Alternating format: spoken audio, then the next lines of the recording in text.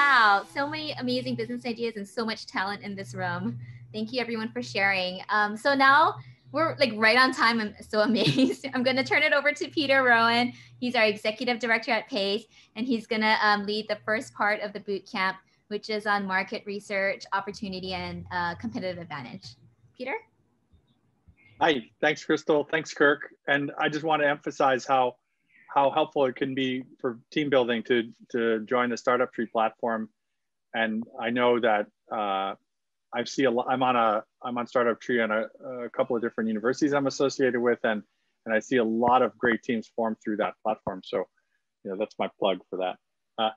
So what I'm kind of here to talk to you today and over the next few boot camps is how to win the business plan competition, how to win the venture competition, really.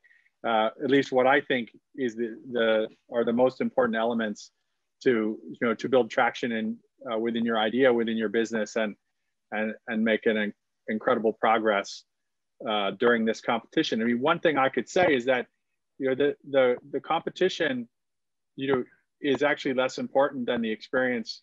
Winning the competition is less important than the experience you're going to get through the process of being a strong contender.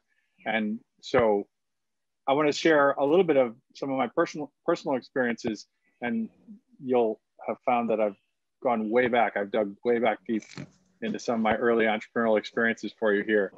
But I want to start with what makes a good business in the first place. Many of us, at least I grew up with this, waiting for this idea to pop in my head in the shower, and it never did. And most of the businesses that I've been involved with came about through a lot of sort of iteration and trial and error and learning the hard way, and maybe a lot of good timing also, and perseverance. So what I have learned along the way, I would say, is that good problems make good opportunities. And that's really what I kind of want to focus on a little bit. So the idea in the shower, the eureka moment, the light bulb going off, that's not a real thing. That, the business, that's not the hard part. In fact, ideas come to me all the time. I usually don't do anything with them, or I usually, wait 10 years and then see someone else that's been wildly successful with that idea, and I regret it. And the regret isn't that I came up with the idea. The regret is I didn't do anything with it. I didn't try to turn it into something. So, I want to start by saying congratulations, because you have the courage to actually get started here, and that's a great first step. But there's a difference between ideas and real opportunities.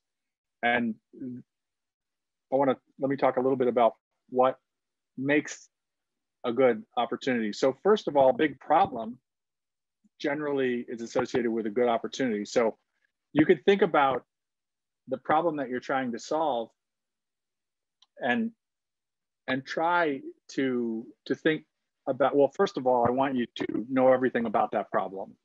And I want you to size it in every way you can. And there is some correlation between the size of the problem and the nature of the opportunity. So I would argue that, if you find a $1 billion problem is a problem that affects, millions, if not billions of people. It doesn't have to necessarily be a huge problem. It has to affect a large group that's willing to turn over, willing to do a transaction with you to have that problem solved. So you can see this grid, it's pretty straightforward. I'll just put it all out there. The bigger the problem, the more people are affected, and the more likely that if you can come up with a solution for that problem, that you're onto something big. So that doesn't mean it has to be big. If you want to launch a dog cafe, that might not seem like the next Google, but it could be that there's a very niche and devoted group that has this problem and wants it solved, and are willing to, be a loyal customer for you in solving that. So I guess my right, hopefully it's your right too, big opportunities and niche opportunities tend to be where you want to be here. All charts have to go up and to the right. So I can change the labels to all my charts and just show it like this. Generally speaking, you can see the formula that we're trying to create here. So another way of looking at it is to devote yourself to solving the customer problem. And you do that by creating something very unique for your customer segment. And if it's unique enough and it generates enough value for them, then that's also a sign that you're going to have a pretty big opportunity. So you don't really want to be down in the lower left here where you have basically a product or service that's not very unique and doesn't create a lot of value. And generally speaking, if you have something that creates a lot of value, but isn't really that unique, you're going to have a lot of competition. So you might think of something like, you know, a new streaming service or so forth. Certainly streaming creates a lot of value. We're all using it now in the pandemic, you know, probably too much, but it's also going to be very competitive and undifferentiated, you know, mobile phone services, things like that. You know, if you're, I don't know if you're the fool or it's a foolish venture, but if you're doing something highly unique and it has low value, you know, I don't know what to do with that. So I just said foolish ventures. And ideally, you're going to try to be over here. So these are two dynamics you can think about as you think about your idea. Now, I don't want to discourage anybody because you don't know yet, I don't think, most of you, whether you're onto something here. And your mission over the next few months in this competition is to prove to yourself and then prove to others that you are. And so we want to talk about some of these facts that come across and some of this traction, this evidence of traction that you can gather and show to us, show to the judges in the next round and the final round and so forth. So I've told this story to some of my students who were on this call, but I get along really well with my older brother now, but when I was younger and he was bigger, we fought a lot. And almost anything I said, he answered with one of these questions as his retort. So if I was really proud of something I'd accomplished, he'd say something like, "So what? Who cares?" If I presented a fact that I thought was an important piece of information, he would just challenge it. He didn't believe anything I said. He'd say, "How do you know?" And he didn't say it in this tone. He said it in this like snarky, you know, kid tone that made me upset, usually made me cry. And the reason I'm telling you about it is because I think whenever you're presenting an idea, a new business, sadly, the person you're presenting to is probably thinking these questions if they're not saying these questions to you. So you have to think about how to answer them in the way that you develop your business. Like, why is it important? Why should we care about this segment that you're going after? So please become an expert on the problem you're trying to solve and bring the evidence to the table that that this is a problem we're solving, right? So you need to be the expert on it. So my very first venture when I was in high school, I'm sorry for the blurry picture, but it's blurry because it's practically a black and white picture because I have to go back so far in my life to when the world was in black and white. So it was called the Cottage Painting Company. I don't know why I said Cottage Painters on the board. I stenciled this on a shutter myself, and then I wanted to paint a picture of a paintbrush, and I was too lazy, so I nailed an old paintbrush to the sign, and that was a sign. That was a truck that we used for this business. The idea was I wanted to live in Maine for the summer. I'm from New York, and I wanted to live in Maine where my parents had a summer house, and the plan was to live up there by myself with my best friend. And my parents thought that was an absolutely stupid idea, and there was no way they were going to get behind that. And so I needed to come up with some traction so I could pitch my first investors, which were generally my parents, who were going to let me live in their house for the summer. And I came up with this theory. This is the place I wanted to be. That's a bar right there. That bar wasn't there when I was a kid, but you can imagine that that's probably why my parents didn't want me to spend the summer up there by myself, right? So this is a fishing village with 500 people, year-round residents, and 1,500 people who are summer residents. They're seasonal residents. They live there 3 months a year, and they have houses like my parents' house. And I spent many summers painting my parents' house because every winter, it got brutalized by the weather, by the salt air, by the cold, and it needed to be painted almost every year. And my parents didn't, well, I guess they were just using their child labor they had in me and my brother and sister. But you know, they didn't have the time, given the short time they spent up there, to go and hire a professional to do it. And so my theory that I developed was that there were other people who had this problem, which was that they had summer houses that took a big beating in the winter, and that they didn't know who to hire because they didn't really interact that much with the local service providers.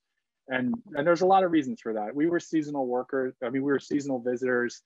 We were from away. We were called summer jerks. I didn't know what that word was. I had to ask my parents because it was summer jerk. That's how they said it in New England. And I think that's sort of the closest that a person from Maine would have to the word howley for here. You know, it was a pejorative word to mean somebody from somewhere else who's coming here and taking advantage of all of our stuff. So that's what I was. So my theory was that the 1,500 cottage owners would hire a kid from New York to paint their house on the basis of the fact that they had the same problem that my parents seemed to have. So I needed to test this theory somehow. My parents said, you can't go up there and start this business unless you can at least get one job, somebody who's willing to pay you to do this. This is actually the first house we painted. That's my business partner, my best friend from high school, standing up there. Actually, we had to go back the next summer because apparently we forgot to paint that window. So that wasn't the first year we started the business. So we ran this experiment. I wrote this letter. I sent it to 1,500 summer residents.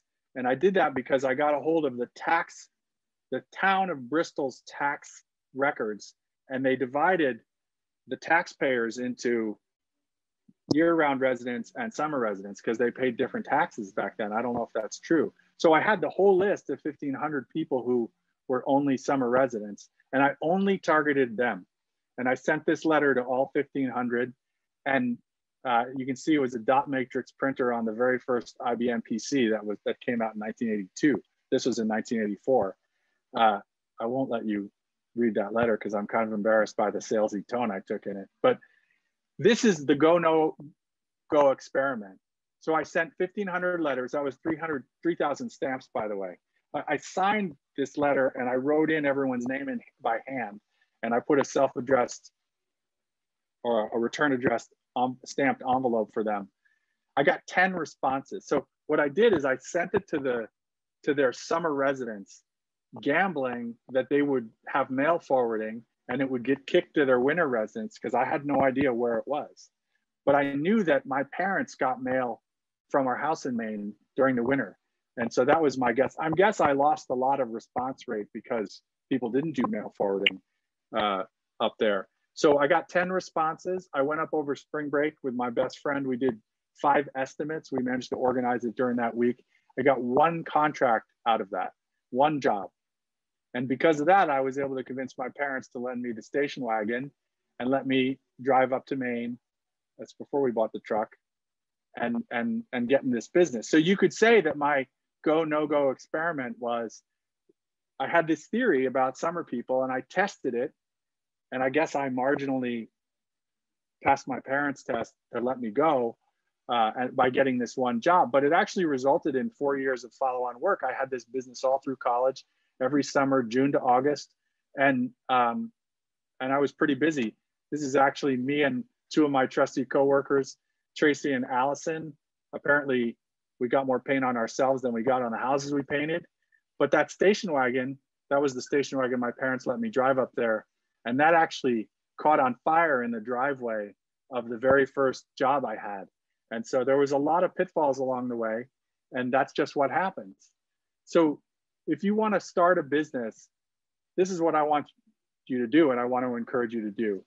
First, become an expert on the problem that you're trying to solve and make sure it's a real problem. And there's ways to do that we're going to talk about. We call it customer discovery, customer validation. So you want to know who has the problem and how they solve that now, and how can you solve it better than they're solving it now. And you want to create a theory about this problem. So my theory was summer people don't know how to get their houses painted. And, I tried to appeal to some of the same experience that my parents had as summer owners, and I had as child labor for painting their house. And so create a theory about that problem, and then you test that theory out in the wild. So that means you got to go and find people. Like I found the 1,500 people, 1,500 homeowners. You need to find people who are going to let you talk to them about the problem that they have and validate that it exists. So if you do that and you bring that evidence to bear in this competition, you're going to have a very compelling entry into the venture competition, because you're going to be able to say, you know, not only did I come up with this great idea, but I've proven that it's an opportunity, because I've proven that people have this problem. I don't know why there's a reverse animation there. So don't fall in love with your idea, fall in love with the problem. And you can change the solution you're applying to the problem if the problem is real. So many of you presented, you know, briefly, you presented your ideas here, and that's great. And I applaud you for the courage to do that, to share that with us. But don't be afraid to change it based on what you learn.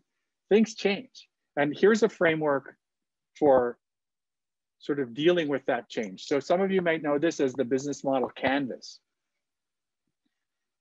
Think of this as a template to lay down your theories, your hypotheses about the way your business should work. So all of these panels, key partners, key activities, value propositions, and so forth, are key elements of any business. The right side of the canvas is very focused on the marketplace. So the relationship between the people in, you know, the customers out there with the problem and the company with the solution that you're trying to solve. So if marrying together the customers with your value proposition can be a beautiful thing. And if you do that through customer validation interviews, you're going to have a very strong sense that you're going in the right direction. So the way that you use this is with an erasable pen, with a pencil, or with a sticky note. So where you're not setting anything down in stone. So we used to call this competition the business plan competition. And what we did is we taught you how to write a good business plan. And usually we were doing that and encouraging you to do that without ever taking your plan and executing on your plan. So you think about it, you came up with the idea, you put a team together, you developed this detailed plan. And once you're done, you present it to us in the competition, and maybe you win the competition and you get quite excited because you won, and you say, oh, wow, this is validation. I'm going to go and invest my time and money in the winnings from this competition in building out their business. And then you go out to the wild, meaning then you built the product and you go out and try to sell it to customers. And that seems very wrongheaded in hindsight. And we've been doing it for years. And it's wrongheaded because you've never gotten the feedback yet on whether this is a good idea or not. So entrepreneurship is hard. For me, it's a lot of getting punched in the face and learning from that, learning how to duck and to keep moving forward. And so create theories and put them on this business model canvas, and then, you know, duck the punches as they come and keep moving forward. So it makes sense to me, and I hope it makes sense to you, that you want to start seeing who's going to swing at you and where they're going to come from as early as possible in the process. So before you've developed the product, before you've put a lot of time and money into the process. And so this we call the lean startup methodology. And I'm going to talk about that a little more in a second, but download a copy of this from Strategizer. There's a free template you can download. You can print it out in giant size and, you know, put your sticky notes on there. And then every sticky note in every section becomes a theory about the business that you go out and test.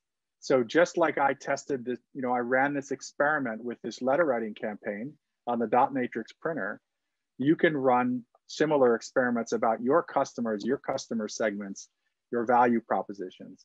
I highly encourage you to focus on the right side of the canvas, because what's going to impress the people that are judging your submission isn't that you figured out what the cost structure of your business necessarily is going to be, and what the key resources that you need, and how you're going to build out your IT plan or your human resources plan.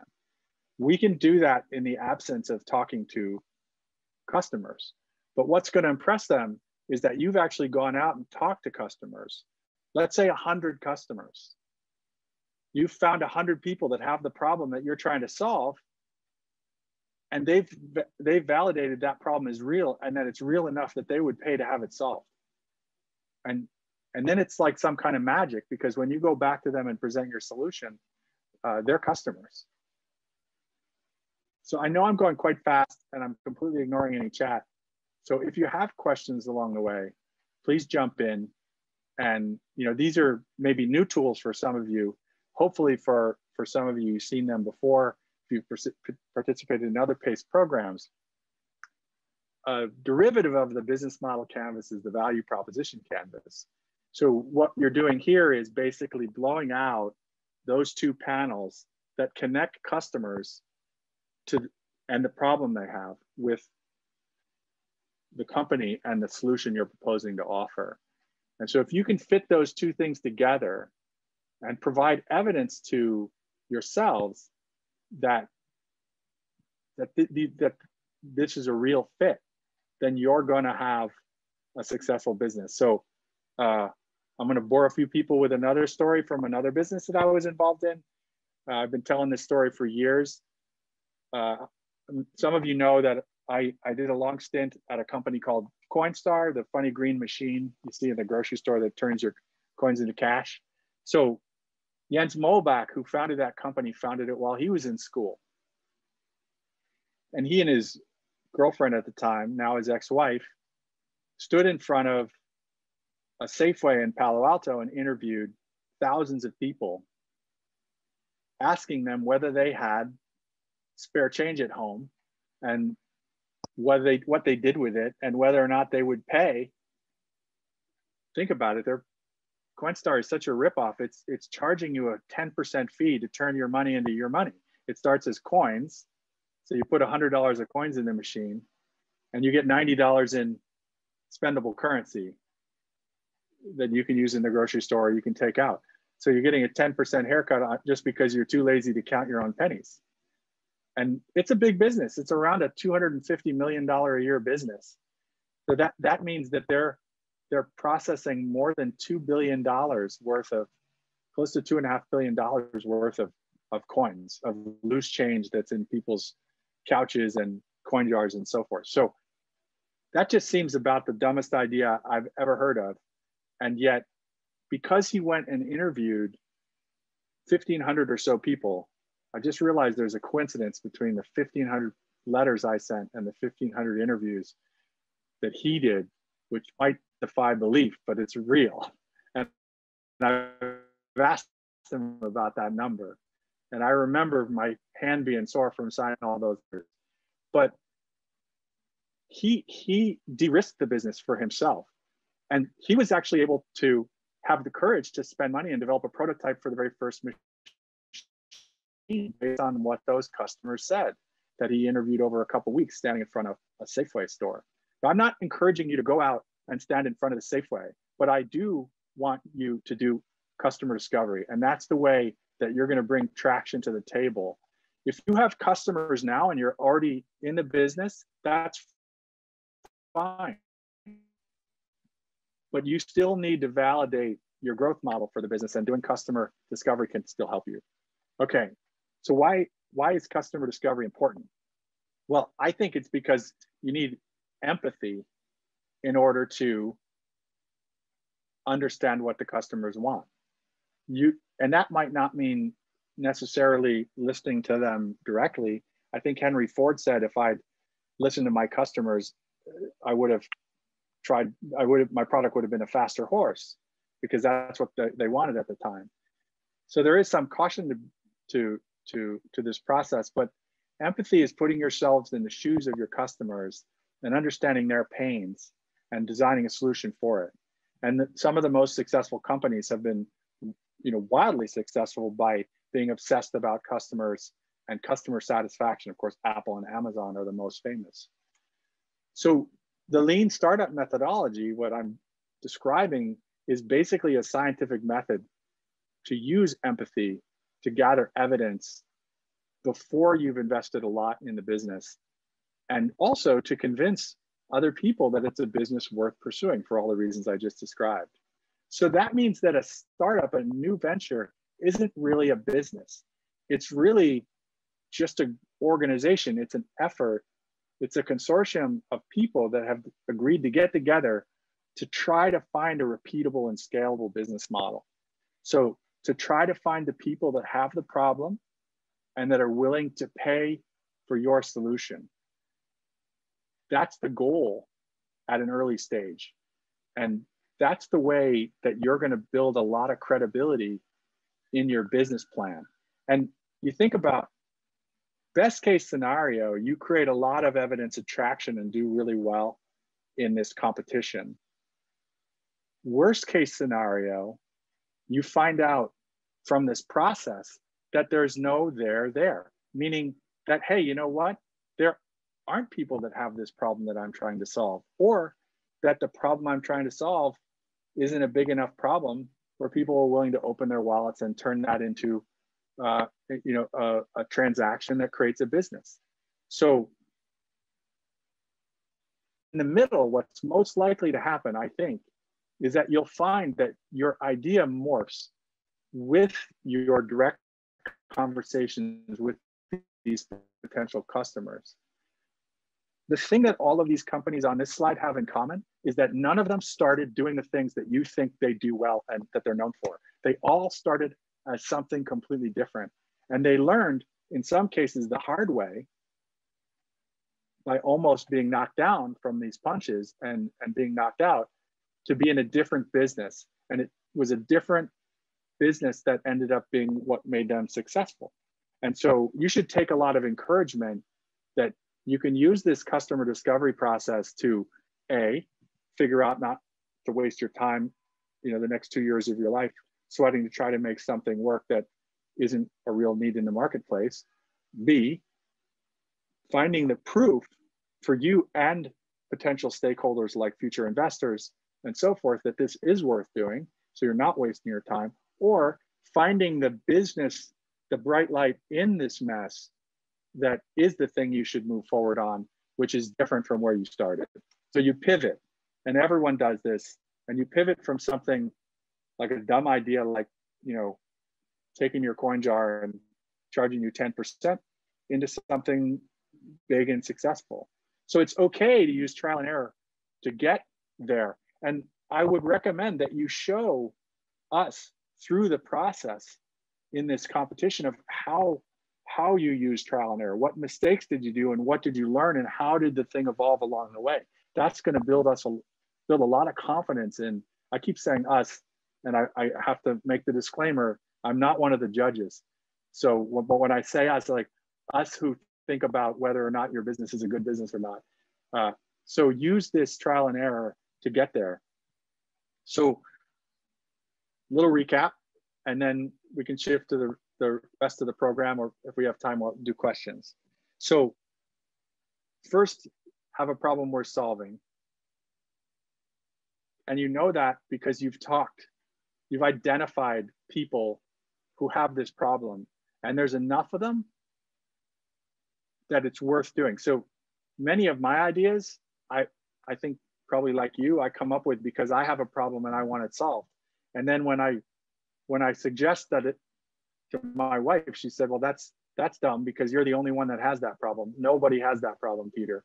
And so if that's true, that would be a bad business idea, right?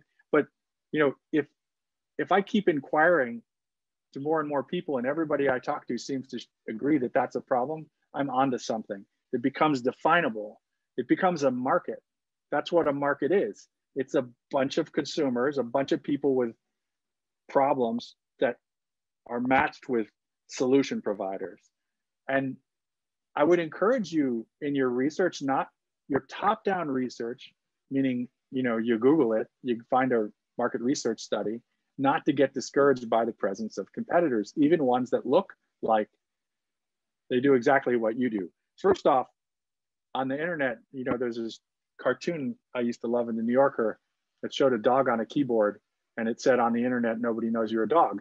And what they're really saying is you can look really impressive on the internet, even if you're not, don't have actually as much going on for you as possible. So often people get discouraged because they spend a few minutes or a few hours Googling their idea, and they find a number of other companies that are doing it also. And they say, well, it's too late. It's not too late. So having competitors help you validate the marketplace. And certainly, yes, you have to be differentiated from those competitors. So if you just want to be another Uber or another Lyft, I would say that ship or car has sailed, so to speak. But if you find a way to be different, there's a lot of ways to be different, and you should focus on that differentiation. And you have to put all of these things into a form that communicates your idea really well in a very short time. So some of you told us what your businesses are, and I'm going to give you a tiny bit of extra homework for the next bootcamp, if you can, is to refine your pitch into a format something like this. So the bracketed portions are obviously fill in the blank for your business, but this is a very good example of an elevator pitch that should take less than 30 seconds, maybe 20 seconds, that has everything you need to convey your business without boring us with the details, right? So here's an example from a company called Car2Go. They were never here. They tried to come here and they couldn't, but they're on the mainland in Europe still. And it's a car sharing service, kind of like bike share, except with cars. So this usually takes me only about 21 seconds to say. I'm not going to say it, but you can read it faster than I can say it. But try to put your business in these in this form, and then each one of these blanks actually becomes a testable hypothesis. So in this case, for mobile urban citizens, that's their target customer, mobile urban citizens who have a driver's license. So not people who don't have a driver's license, not people who are too old or too young to drive or who don't drive, right? And who don't own a car. That's their problem. They have a way of driving, but they don't own a car, so they can't drive. That's the problem that Car2Go is solving. So again, if you own a car, you're not a Car2Go customer. So think about your problem in this way, and then go out and find out if there's people like this out in the world in your problem setting, and prove to yourself and then to us that they have this problem and that you might be able to solve it. But start with the problem. So when you do customer interviews, please don't pitch people on your idea. In fact, the best first 100 interviews are interviews that you do with perfect customers where you never talk about your solution. And that's going to shock a lot of people, but this is not a sales pitch. This is about proving that this is a worthwhile business. So I have a bonus slide. You can use this for your interviews, for your customer interviews, and you report back to us on how the validation is going, next time. So tell me a story about the problem you have, whatever, and what's good and bad about it and how you solve it now. And then you iterate, right? So it's an unstructured interview that you're really becoming an expert on the problem your target customers have. And you can move from one segment to another based on the immediate findings you get. So if you think your problem is for,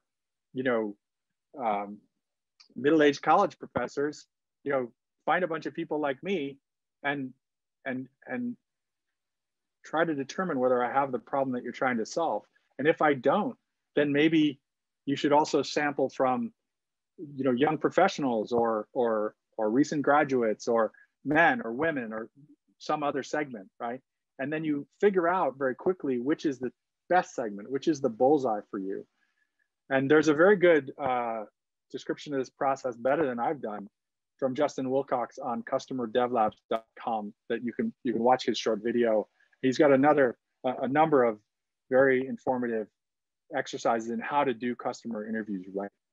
I dumped a lot on you, and I feel like I went pretty fast. I think so fast that I'm actually a little bit ahead of schedule, right, Crystal? Wow, that's amazing. That hardly ever happens, me being ahead of schedule. But I'll invite you to ask me questions about anything I said. And if nobody asks me questions, I'm going to ask you questions. So be warned. Manifests, longevity. Sorry, I didn't say that right, but you had your hand raised. Go for it. I have a question. Oh, awesome feedback. I know. So sorry about that. So I have a question. Since my field that I'm aiming for is in the music industry, would that, like, when finding, because I know they have a problem, would I still want to do like the surveys for to see if people would like pay or like how I'm setting up my company? Would I still do surveys for that? Yeah. So so there's two things that I'm teasing out of your question. One has to do with surveys, but I'll come back to that in a second. So the first answer is yes. You still need to do customer interviews. So the goal is to prove to us that this is a real problem. So it sounds to me like it is a problem, but what facts can you bring to bear? You don't have to right now, that this is a real problem in the music industry. And so we're not looking necessarily for sort of top down from the big picture down. That's something like everybody knows the music industry is suffering now because of COVID. Everyone knows that the music industry is changed a lot because of the internet and of Spotify and, you know, all these other things about it. So there's this transformation that's really hurt artists, and they have a number of different problems. So I think those facts are there and you can find them. But what we're trying to find out is if it's a big enough problem for your target customer, which I think are musicians, I'm not sure, sorry if I got it wrong, that they would actually buy your solution. They'll actually, you know, open up their wallet and pay you for it. And so you really need to talk to them directly. So that's one. I hope I answered that question. The other part is not surveys. Okay, so a survey, send out to 100 people, 5 questions on a scale of 1 to 10. How likely are you to blah, blah, blah? That is informative. And that might help you figure out whether you're going after the right segment. So if you get those 100 surveys back and you can see that most of the people that answered in a favorable way are in one category or another, they're all men or they're all women, or, you know, they're all people with dogs or something like that. But that's not a structured interview. So I would discourage you from relying entirely on a survey. And I would say, you know, if I was teaching a class and I told you to do 100 interviews, I wouldn't count the surveys the same way I'd count 100 individual structured interviews. And I'm not telling you to go out and meet with 100 people, because please, we're social distancing here, but, you know, try to do structured interviews over Zoom or whatever other platform. Okay, so that's 2 things that I teased out of it. I'm not sure if I got to your answer. Yeah. But, so I just wanted to know if I still would do it, because I know it's a problem and a huge one from like the facts that I searched up. Okay, Tiffany, think about my brother's snarky teenage voice saying, "How do you know?" Right? So, you know, or so what? Who cares? Why should I care about this problem? If I was an investor, a potential investor in your business, like, you knowing that it's a problem is interesting to me under a couple of circumstances. One, if you're the world leading expert on that problem and you're the only person who can fix it, okay? Or if you have an incredible team. So I'm going to talk in a later section about, you know, what constitutes good traction for a business, what investors look for, and so forth. But you knowing that the problem exists isn't quite enough unless you can bring evidence to the table. My brother couldn't be convinced, that anything I said was true unless I brought a third party, ideally his best friend, to agree with me, and then it was okay. So it's kind of like that. Okay, thank you. Yeah. Any other? Peter, will you share the 3 questions you always ask in an interview? Oh, are there only 3? Okay, yes. So first, I guess first you want to get the information you need that helps you profile the person. I don't mean that in a negative way. I mean like in a way that allows you to categorize people. So it's important to know as much as you can about who they are, but you can get that just by talking to them, right? You don't actually need to, waste a question on, what's your gender or anything like that. That's why surveys aren't so good. But you always want to ask them, what should I have asked you? Like what other questions should I have asked you in an unstructured interview? Because once people love talking about their problems, and once you get them talking about it, they might not stop talking. But so that's one. One is you always want to ask them, who else should I talk to? So this is called snowball sampling. So if you feel like I'm crazy off my rocker about that you're going to get 100 interviews, there's no way that you're going to get it. This is the way you're going to get it. Every time you ask an interview, you ask, who else should I have talked to? Okay. And one way that I like doing it is by sucking up to them. This is Steve Blank's idea, is, saying something like, I doubt there's anything more I can learn about this subject than I've learned from you. But if I was to talk to somebody else to learn more about this problem setting, can you suggest anybody? My father is a sales guy, and he grew up he worked for IBM for 25 years, and he grew up telling me that if you go into a meeting and don't come out of that meeting with the names of 3 other people to talk to, it's a wasted meeting. So think about that snowball sampling that way. What did I miss, Crystal? Okay. Oh, and Manifest has his. No, yeah, I was Virgil? just going to ask, in this day and age of COVID, how would you say that you would, approach people to conduct an interview? Would you say, hey, can I get your number down? Maybe we can FaceTime later or something like that, go out downtown or. Yeah. So under normal circumstances, I'd say go to where you think your customers are. My favorite story, and this doesn't work for you, is Travan Watasi, the founder of Scholars app, which is still going, started at Shidler through this process, started at UH.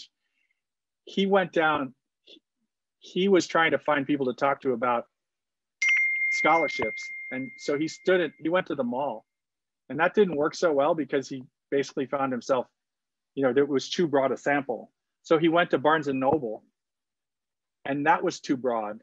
So he went to the section in Barnes and Noble on colleges. There's a section that has how to get into college and how to study for the SATs and how to find financial aid for your child.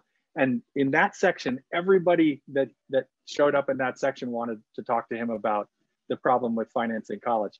So if you can use a narrowing down process like that, I think you can be much more successful in getting good interviews.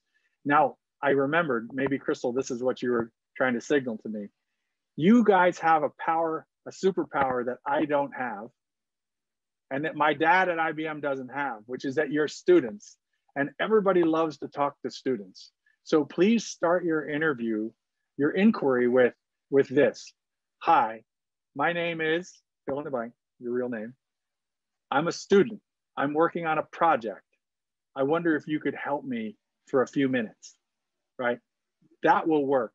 You won't get punched in the face right away, when you did, if you did that. I know we had one student that went down and stood in front of Home Depot, and it was terrible until he started telling people he was a student. And don't do that. That was pre-COVID. So there are some challenges, and I throw out that 100 number because I think for me that's, you know, if you talk to 100 people in a structured way, you're going to learn so much that you're going to know for sure whether you should move forward or not. But I understand also that that's a hard goal, and but let's just say that 10 isn't enough.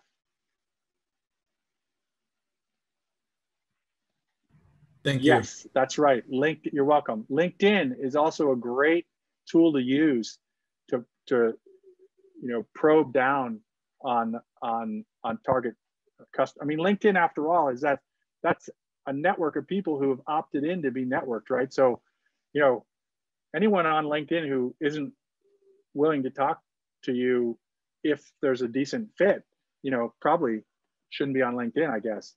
But yeah, you can use that to really get a lot of narrowing in on who to talk to. You can find, you know, if there's a key person, if you're selling a B2B product, or you're selling to corporations or businesses or organizations, you can usually find the key person.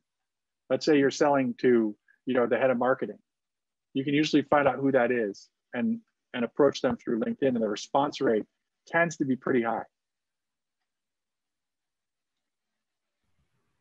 I think I'm out of time now. Yeah, we're out of time. Okay. Like, I'm happy to talk more about this. And I also want, I don't want to waste our next speaker's time. So we're so excited to have Mike Vieira from American Savings Bank here. Mike has just recently joined us on Zoom. He's the general counsel at ASB and the corporate secretary for the bank as well. So he works with all levels and departments to guide the bank across a wide variety of legal and risk issues. And before that, he was a partner at Ashford and Riston, and got a great amount of experience in civil litigation and regulatory compliance matters. And he also had has experience as a civilian attorney for the Navy. So he's from, he graduated from the Richardson School of Law and the University of Oregon. And, you know, there's a lot of legal complexities into getting up and running with a business. And so I think we're lucky to have Mike here to talk to us for a few minutes about team formation and management. So thanks so much for being here, Mike.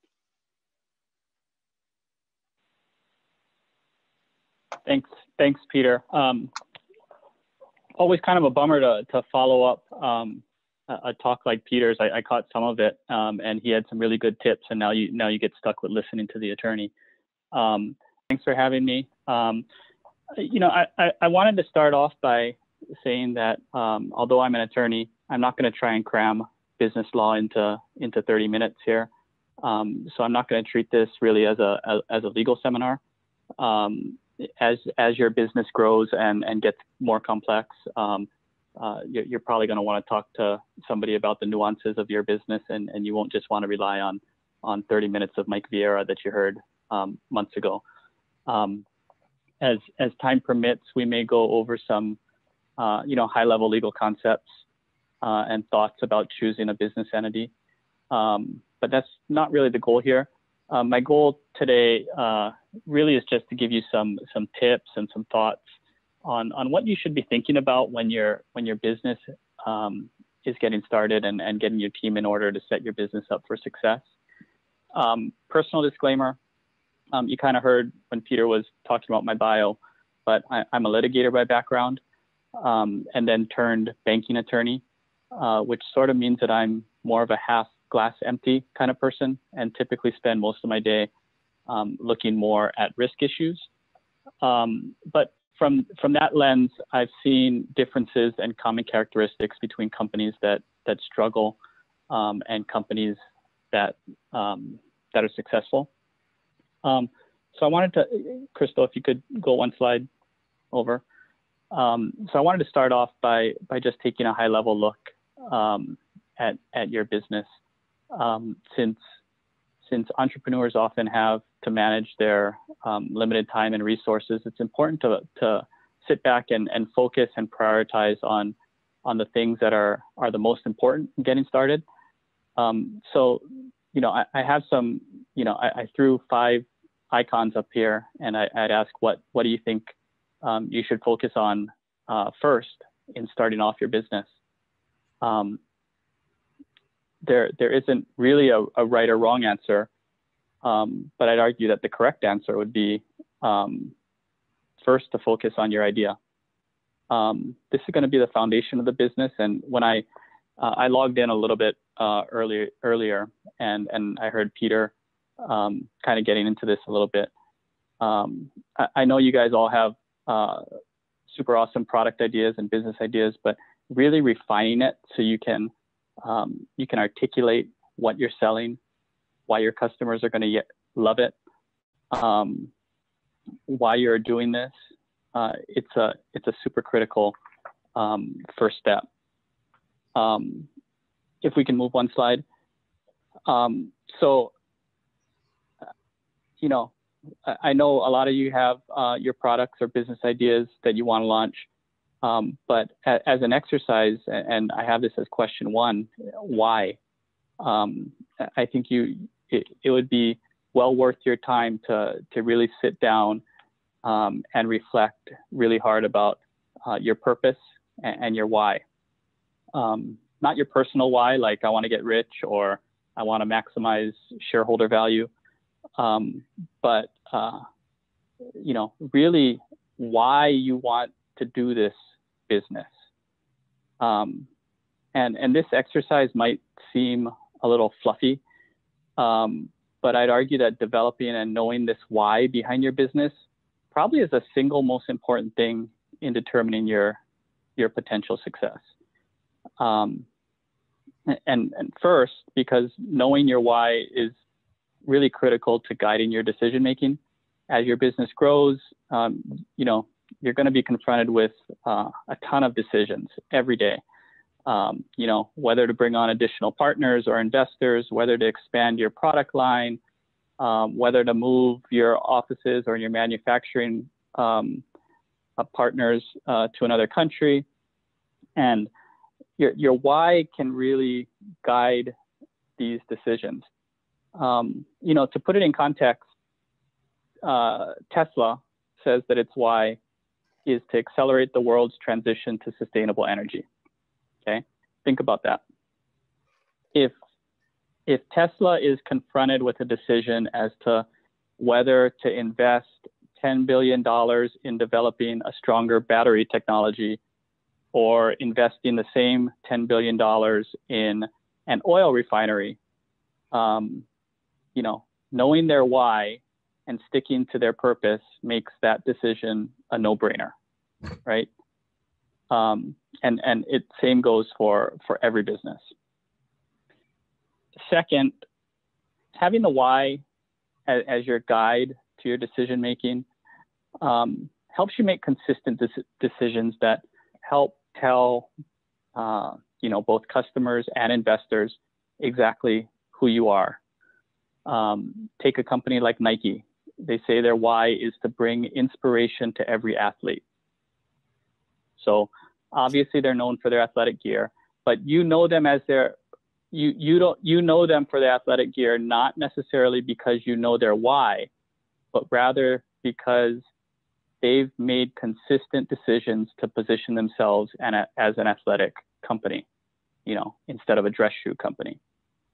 So it gives predictability, and investors and banks like ours like predictability when we're evaluating companies and whether we're going to lend to them.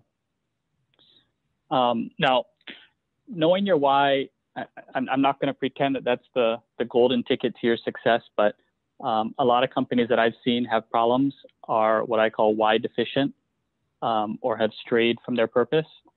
This can cause them to be scattered, have less focus.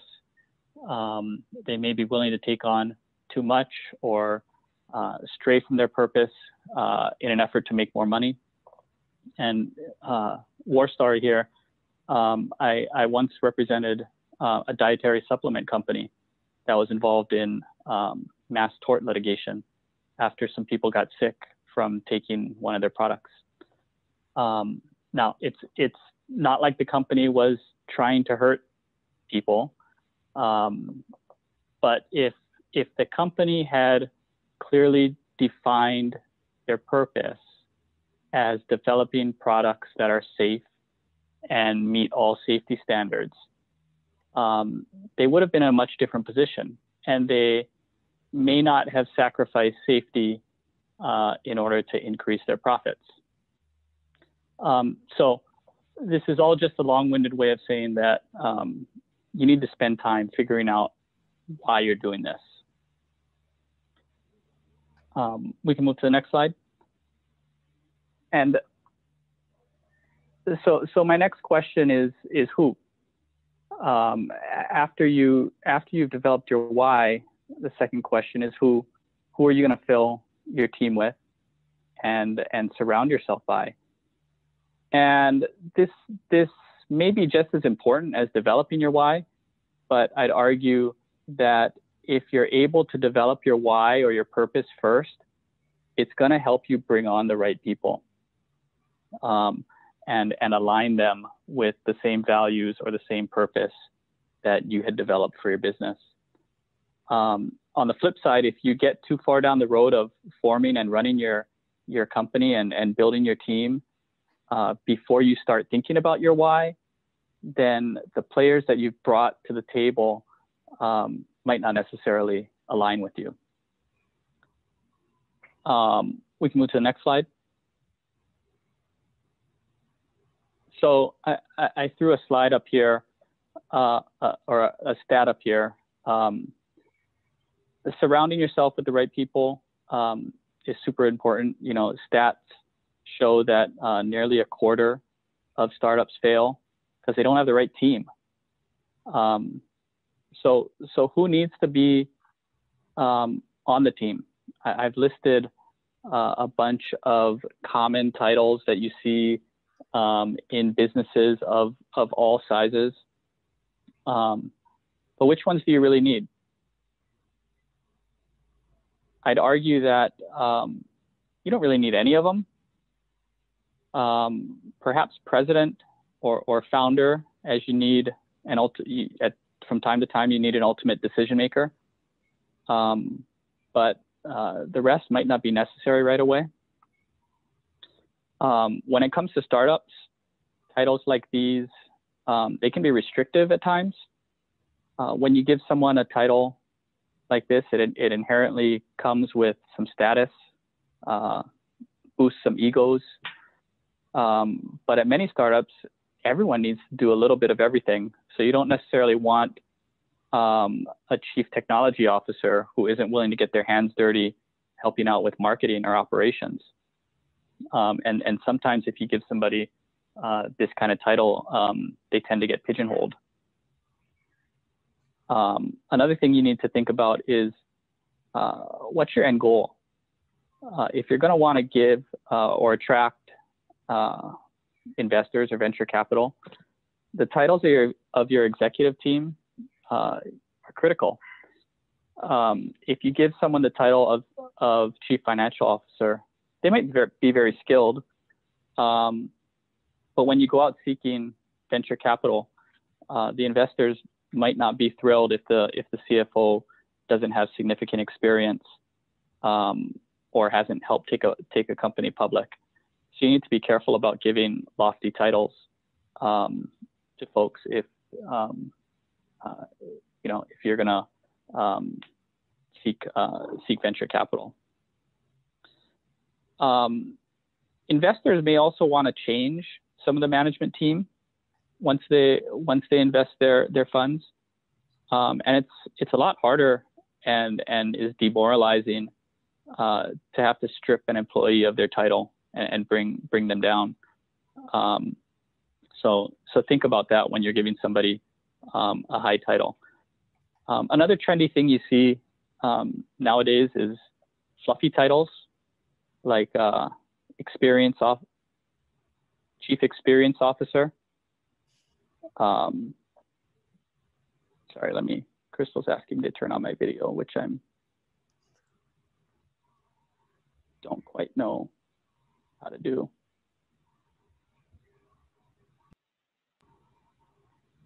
Do you see something at the bottom of your screen? I see mute, and I know usually there's a camera icon there, but it's not there. How about this? Did you get a prompt? Okay, got it. Don't see. I don't know yet. if it's. That's okay. We can keep going.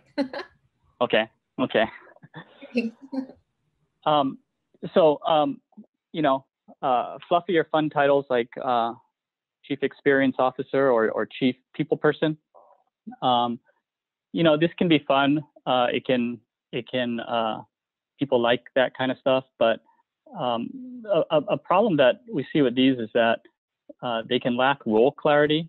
Not quite sure whether the chief people person is the fund director or the human resources person. I don't know. But if you're going to do you know, witty titles like this,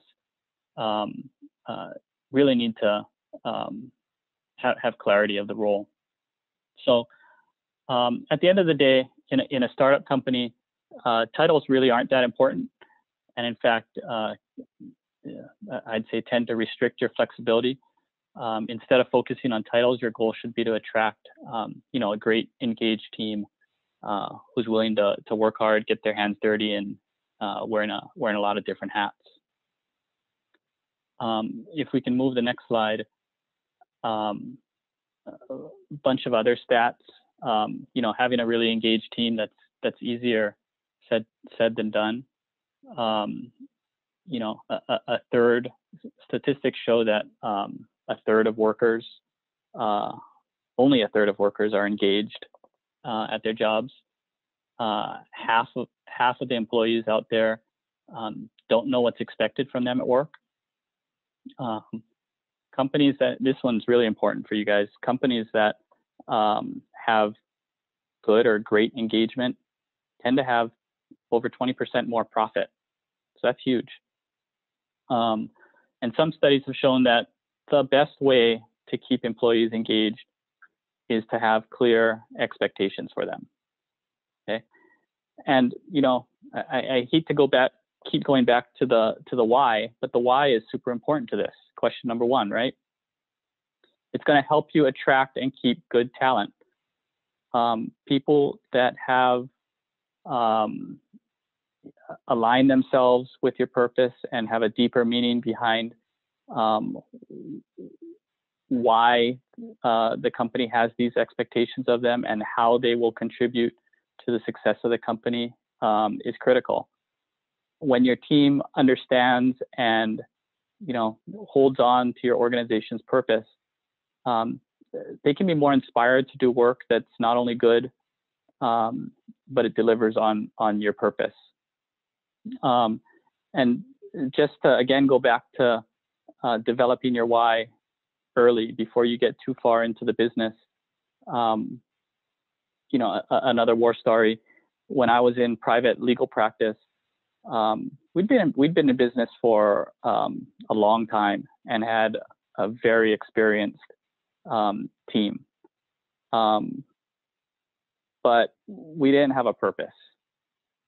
We were a bunch of individuals siloed in our own work with no common goal, and it started affecting firm profit.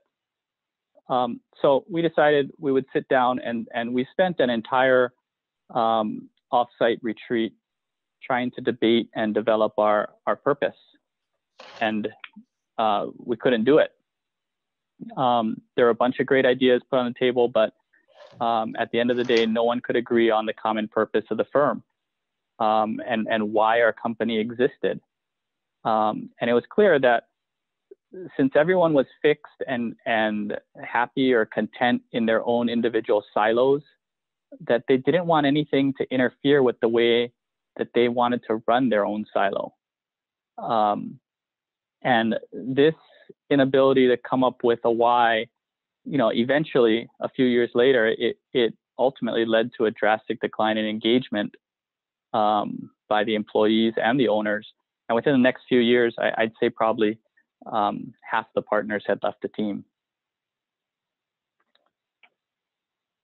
we can move on to the next slide. So, you know, the bottom line is that as good as your idea is, the team is critically important to the success of the business. But having a great idea and a great team isn't enough. You need to have an engaged team.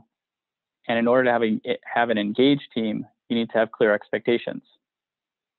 One way to envision your team is, you know, I like to compare things to sports. So here we have a football team. Obviously, this team has a clearly defined goal: score a touchdown.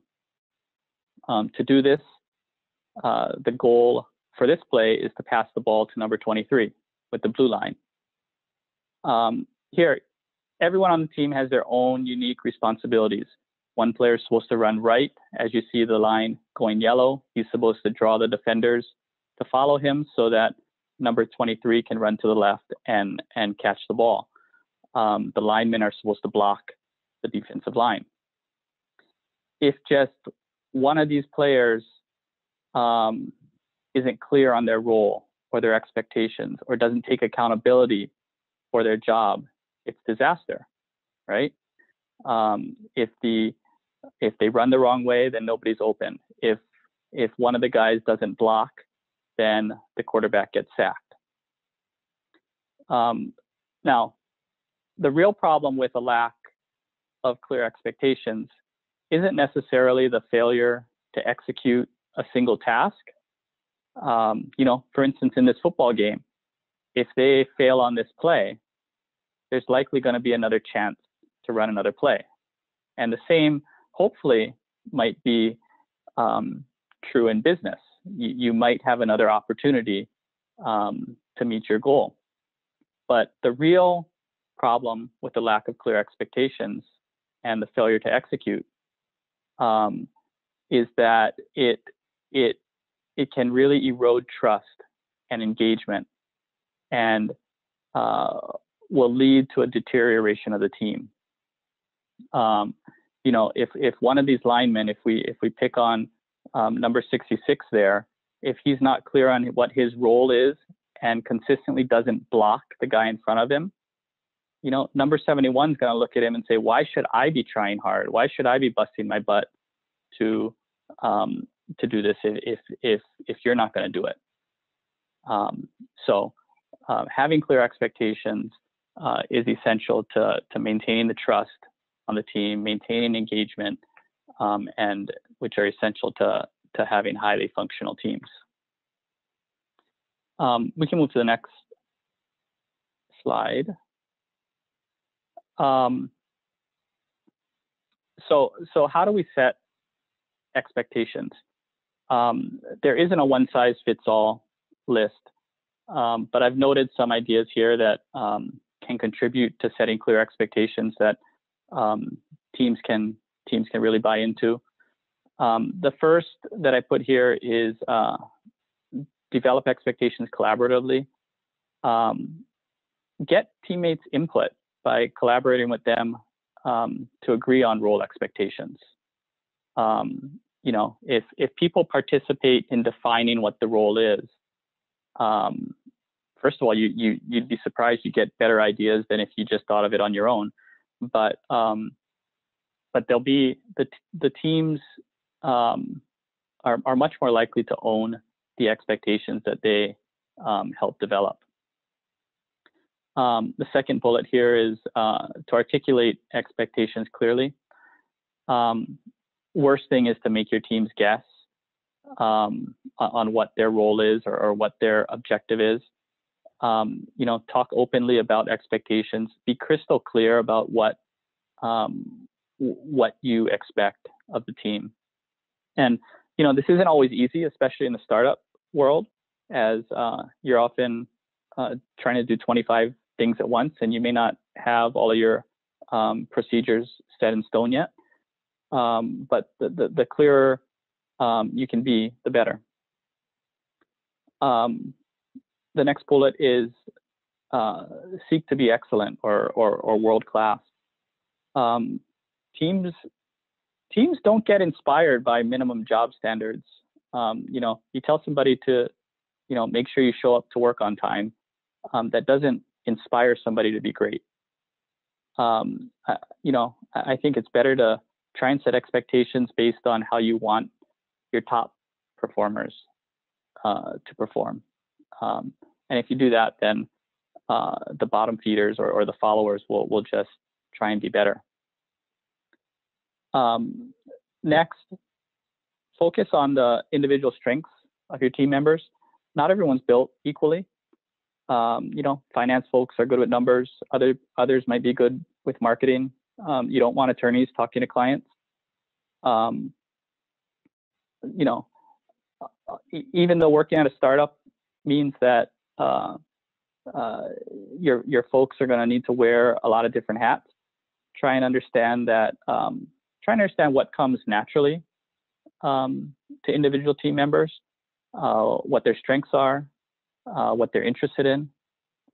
This really sets them up for success and will boost performance and engagement. And at the same time, it may push people to really challenge themselves in things that they're interested in. Measuring it is important. Expectations really don't mean much if you aren't able to measure what success means or measure when somebody hasn't met a deadline. Clearly laying out what success looks like and when things need to get done are super important. Standards, not rules. Rules are notorious for leading people to focus on the least acceptable behavior. Like I said, come to work on time. Okay, people are going to do that, but it's not going to push them to exceed expectations. The why. I keep talking about this, but keep pounding into your team the why, giving people deeper meanings behind the expectations and how they contribute to the success of the team helps your success. Be a model of your own expectations.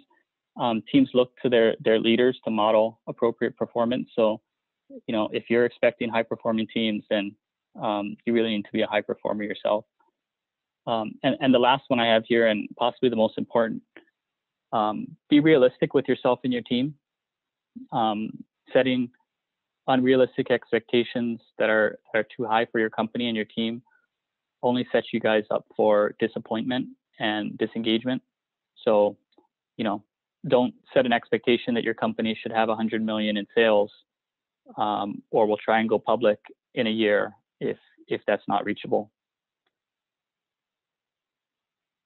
We can go to the next slide. So for the first half of this presentation, I tried to lay some building blocks that are critical to success. And, just to backtrack and reiterate, first question we did was we created the why, which is super critical to guiding your decisions. This helps create predictability for your customers, your investors, and your business. And the why also helps you attract and retain a team that's engaged and aligned with your purpose. So now we move to the third question, which is how are you going to run your business? What documents and agreements are you going to need, and how are you going to set up your business? And this is going to be highly determined on what you are doing and when you need to do it. So I think answering the first two questions of the why and the who are the most important in starting your business. And then you address the how, when you're ready or as needed. And if you can go to the next slide, Crystal. But, in starting and growing your business, you're going to encounter some or potentially all of these documents, and definitely a lot of documentation. I came up with this list, which you shouldn't take to be a one-size-fits-all list of documents. And some of these may not be applicable to your business, but these are the few of the common ones that you may encounter. and we'll go through some of these and what you want to look for when you're thinking of signing one of these documents, or when you're possibly negotiating one of these documents. Leases. If you're renting space, you're going to have a lease or a rental agreement. Some of the things that you're going to want to pay attention to in the lease are, the amount of time you can occupy the space, what you can or can't do in the premises. If for instance, if you're a company that's dealing with paint products, you wouldn't want a lease that restricts your ability to have certain types of hazardous materials that may be included in your paint. Definitely that's a provision that you're going to want to pay close attention to. The term or the amount of time that you're allowed to occupy the space. Who's responsible for improvements or alterations. Sometimes landlords pay for your tenant improvements. So if that's important to you, then you're going to want to negotiate that into your contract. What types of insurance are required? And how will rent be determined? And how will or can you renew the lease? And whether personal guarantees are necessary.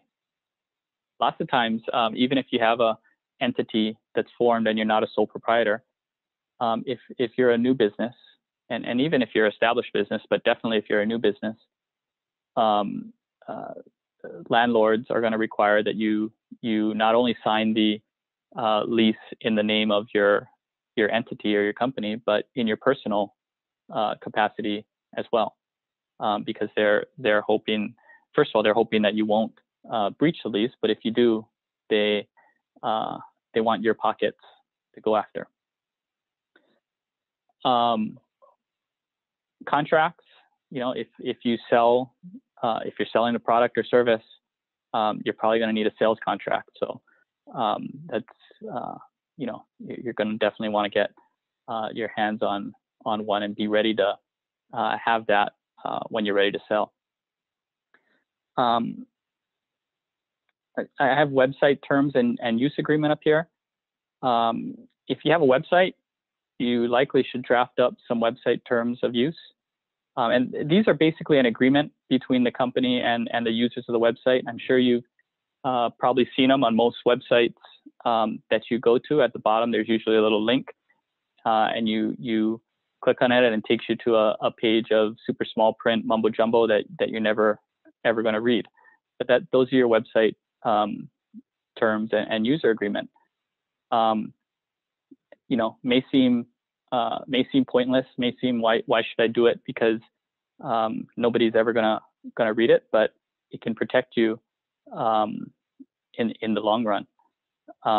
And these terms will differ on whether the company is just providing simple information on the website compared to a website where you're selling something or collecting information from the user, or where you are taking information that from the user and selling it to a third party. So depending on what you're doing, you're going to want to disclose it in your website terms, so that somebody doesn't come at you later and say that they didn't know that you were capturing their geolocation information and selling it to another person. You're definitely going to want to protect your intellectual property. Pretty common to file for trademarks, patents, or copyright protection. And this is going to help people. This is going to help you prevent people from knocking off your product, or at least it'll give you some recourse if somebody does try and knock off your product. It's also critical if you're going to be attracting investors, since for many companies, your IP for intellectual property portfolio is what the investors are evaluating.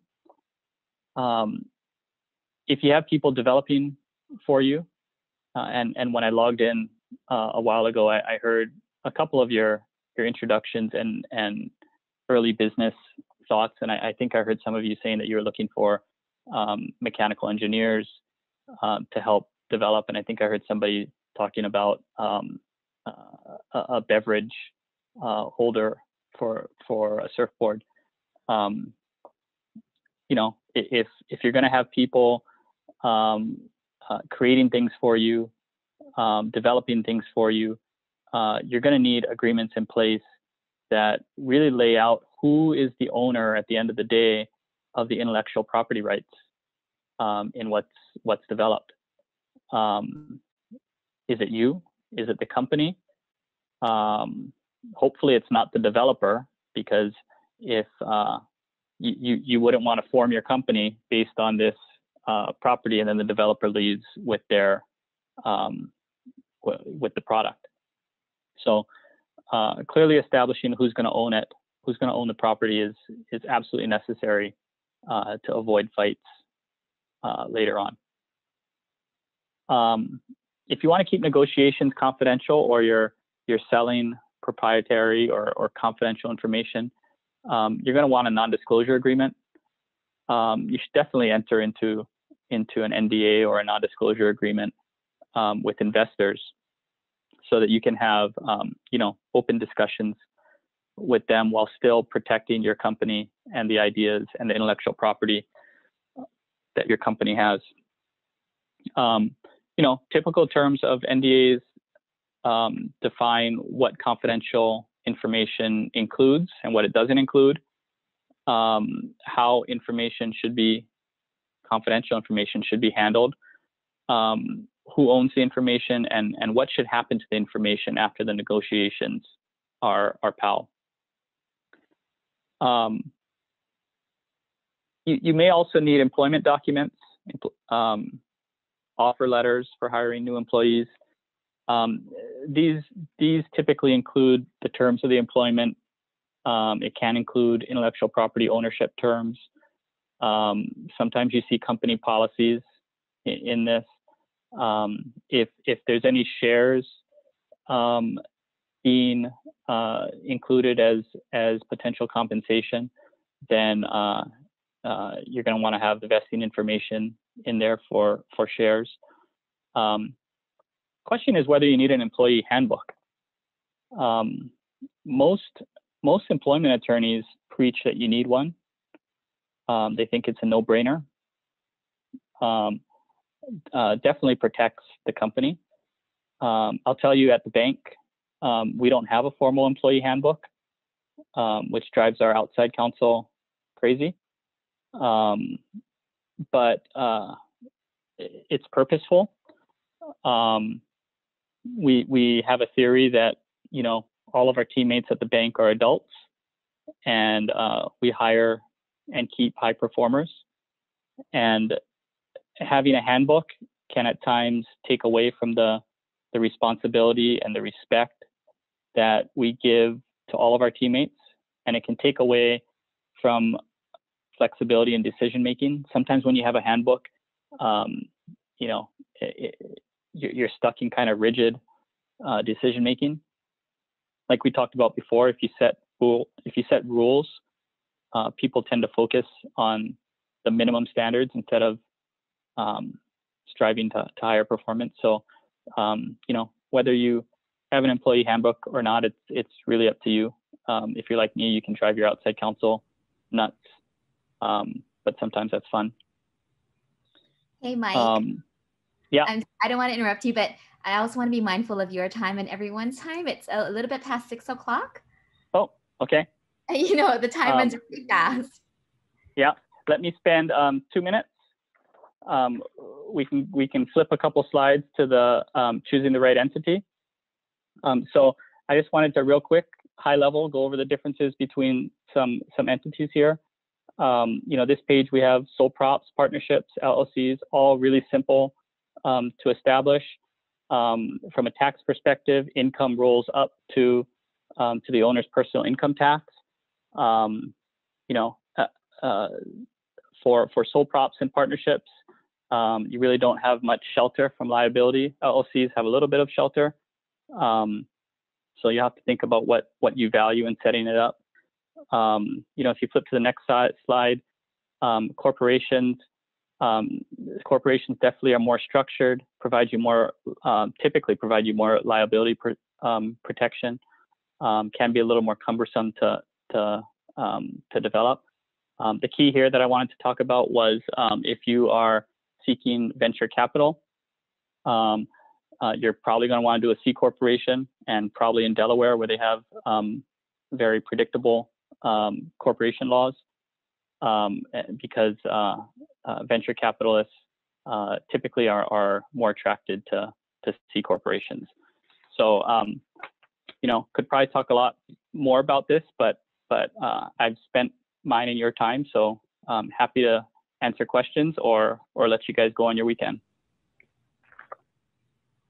I put in the chat, we also have Greg Kim, he's a business attorney, and he's a professional in residence at PACE and can help you navigate some of these questions. Yep, Greg is definitely the go-to guy on a lot of this, so feel free to reach out to him. Thank you so much, Mike. We really appreciate all the time that you took to prepare your presentation and for sharing all your knowledge with us. We really appreciate it. Sure. Sorry that my camera didn't work. No worries. Thank you. No problem. Thanks. All right. Well, I think we've made it to the end. Thank you so much for hanging in there. And Crystal, thank you so much for putting it on. And Mike for wrapping it up with this important talk. I think your team discussion is wildly valuable. And I particularly want to encourage you as you form your teams. Mike was talking about setting expectations, and you really can't set those expectations early enough. And even in this competition, what are you in it for? Are you trying to launch a business? Do you want to be the business owner if it's successful, and maybe you can win the competition and get a little seed capital? It'd be important to have a common agreement among the team. If you have folks that are just along for the ride and maybe trying to get some experience, some academic experience before they work at a bank, I don't know. So set those expectations early. That's really important. And even when it comes to how you put the competition, make sure you're all on the same page. But so we do want to be respectful of your time, and I know it's Friday night.